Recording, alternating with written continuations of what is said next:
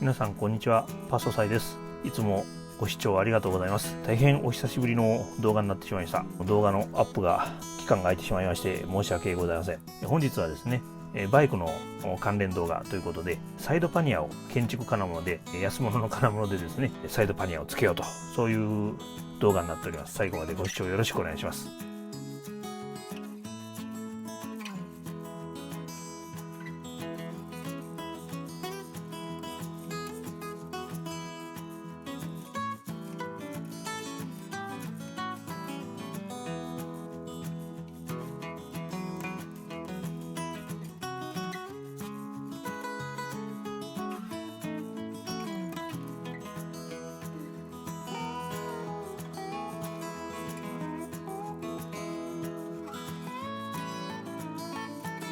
で、今これ見えてますけども、だいたい合計1000円ほどで、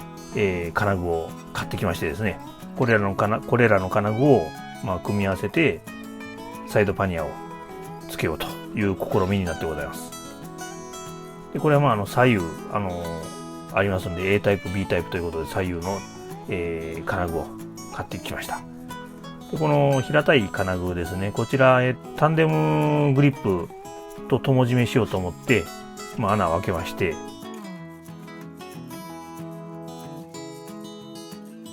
こちらですね、今映っているところにこういう形で、友締めすると、で固定しようということでやっております。純正のワッシャーはちょっと邪魔になるので撤去しております。で、マフラーをタンデムステップと友締めにしているボルトがあるんですけども、今これ指で刺している部分ですね。こちらのボルトがちょっと短いんですよね。汎用ホルダーに一緒に入ってた添付のステーの方がちょっと分厚いんで、これを入れると純正のボルトではこの通りちょっと長さが足らなくなってしまいます。今指で握ってるのが純正のボルトですね。なのでホームセンターでちょっと首下の長いボルト買ってきまして交換しております。はい、見たら分かりますけども、純正のボルトだとナットがかからないといいますか、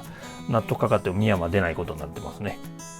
で、ちょっとこの平たい金具も最初計画してた穴だとちょっと横に張り出しすぎますので、ちょっと内側に、入れるように穴を開け直しました。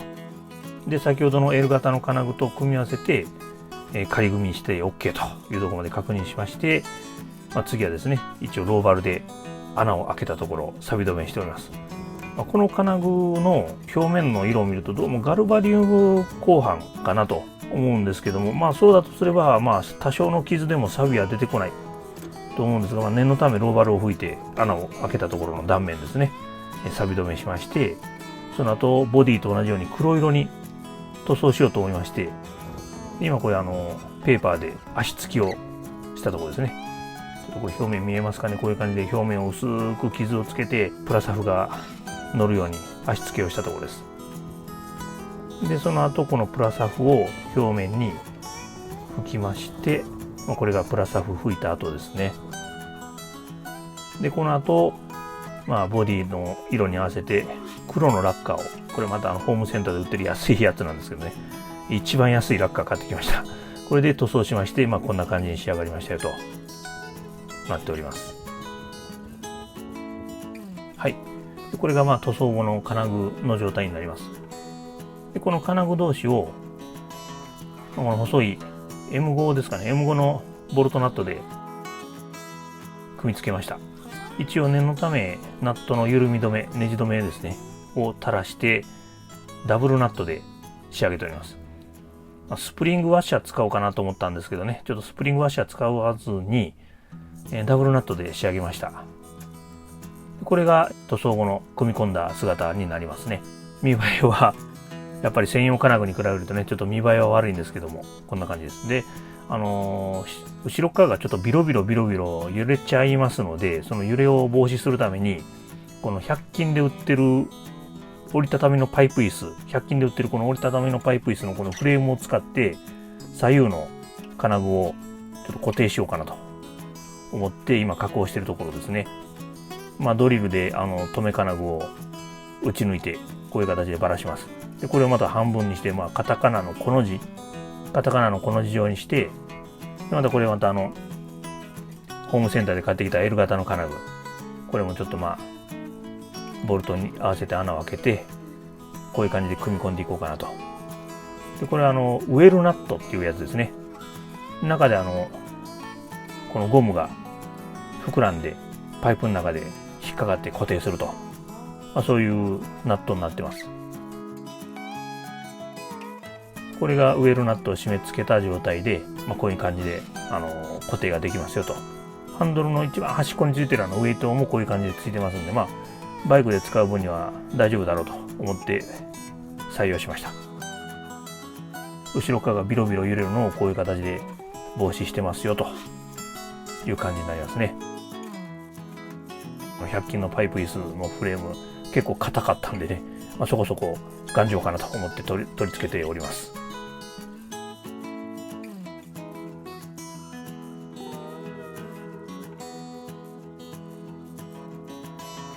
でこれがパニアケースをつけたところですね。もう2年越しの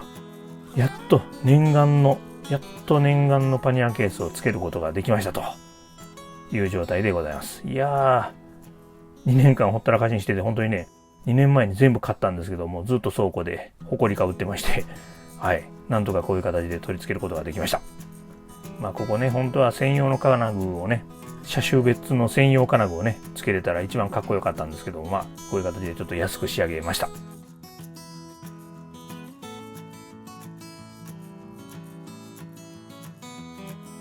ちなみに今回いろいろステーがついてたんですけども、今回使ったのはこの一番長いステーだけでした。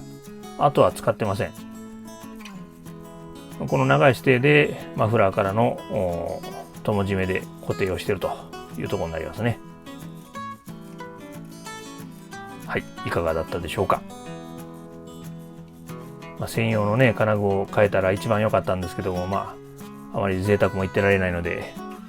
1000円少々でこういう形で金具を